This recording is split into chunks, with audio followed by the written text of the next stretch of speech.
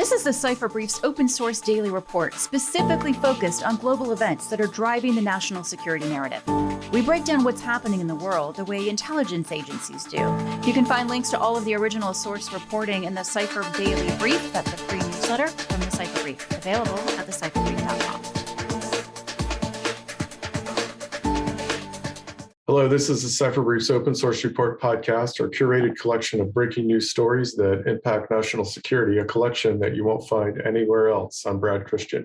And I'm Suzanne Kelly. It's Friday, October 8th for Cipher Brief members. That means Dead Drop Day. You can pick up your latest drop of the very best insider national security gossip at our website. It's our new website, actually. It has a new look and feel. Let us know what you think of it. It's at thecipherbrief.com.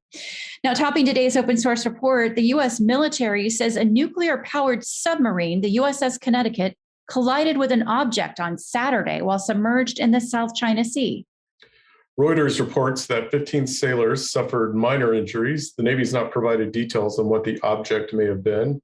The USS Connecticut is a Seawolf-class fast attack submarine that has a crew of 140, including 14 officers. The somewhat unsettling news comes as the Wall Street Journal reported yesterday that U.S. Special Operations Forces and a contingent of Marines have been secretly rotating into Taiwan to train the island's military. Sources say the training has been going on for at least a year and say that it began under the Trump administration. Now, two U.S. lawmakers on Congressional National Security Committees say they were not specifically aware of that deployment. The Pentagon has not confirmed the story. All right, let's get to the rest of today's open source report, broken down by region of the world. In the Americas, prosecutors in the U.S. have charged former Taliban commander Haji Najibullah with murder and terrorism in connection with two attacks. One was against a U.S. military convoy that killed 3 troops and an Afghan interpreter, and the other was a downing of a U.S. helicopter in Afghanistan in 2008. The indictment adds to previous charges against Najibullah for the 2008 kidnapping of an American journalist. Najibullah is currently in U.S. custody and could face life in prison if convicted. Secretary of State Antony Blinken and other senior officials are meeting with their counterparts in Mexico City for the Biden administration's first U.S.-Mexico high-level security dialogue. The two sides are expected to focus on better information sharing, interagency cooperation, addressing the root causes of violence in the region, along with revising efforts and strategy around counter-narcotics trafficking. Reuters reports that Turkey is asking the U.S. to allow it to purchase 40 F-16 fighter jets. This is news from Central and Eastern Europe. It also wants 80 upgrade kits for its current fleet of fighters. Now, this comes as the previous deal for Turkey to purchase F-35s from the U.S. fell through due to Turkey's decision to purchase advanced Russian air defense systems.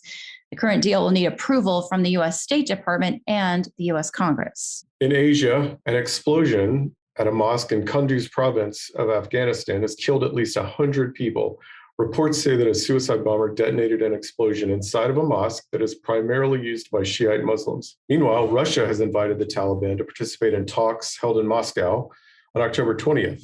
Russia says it has concern about Islamist militants gaining a foothold in Afghanistan and entering Central Asia. In his first comments before Parliament, Japanese Prime Minister Fumio Kishida says that Tokyo will pursue a stronger Quad alliance to achieve a free and open Indo-Pacific. He added that while he'll call on Beijing to act responsibly, his government will also seek to stabilize ties with China. Kishida also condemned North Korea's nuclear program and said he wants to meet with North Korean leader Kim Jong-un to address abductions of Japanese citizens. In the Middle East and North Africa, the UN Human Rights Council has voted against a resolution to renew the investigation into possible war crimes in Yemen. Investigators have alleged that both the Saudi-led coalition and Iran-backed Houthis have committed potential war crimes in the country's civil war. Activists say Riyadh lobbied hard to shut down the investigation, with Saudi ally Bahrain also voting against the resolution, along with China and Russia. Western powers criticized the vote as a setback to accountability in Yemen.